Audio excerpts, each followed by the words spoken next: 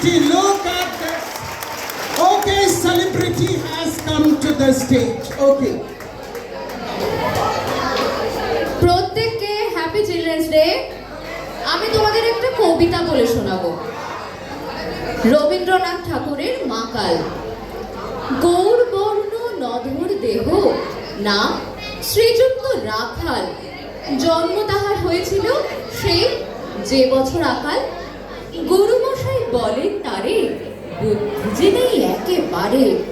দ্বিতীয় ভাগ করতে সারা 6 মাস ধরে নাকাল।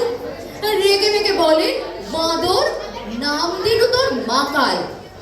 নামটি শুনে ভাবলে প্রথম, বাঁকিয়ে যুগল ভুরু।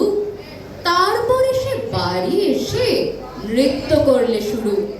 হঠাৎ ছেলের মাতন দেখে সবাই তাকে শুধায়, একি সকলকে সে জানিয়ে দিল, নাম দিয়েছেন গুরু।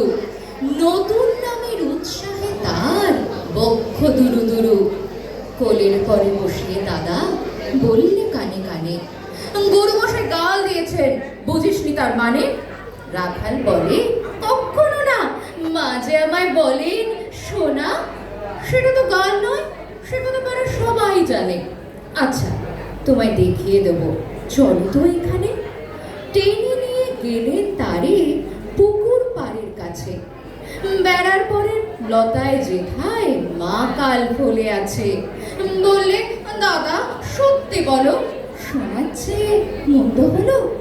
তুমি শেষে বলতে কি চাও কাল ফলেছে গাছে? মা কাল আমি বলে রাখাল দুহাত তুলে নাচে। দোয়াত কলম নিয়ে ছোটে খেলতে নাহি চায়।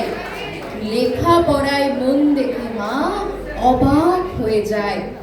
খাবার বেলা অবশেষে দেখেন ছেলের কাণ্ড এসে।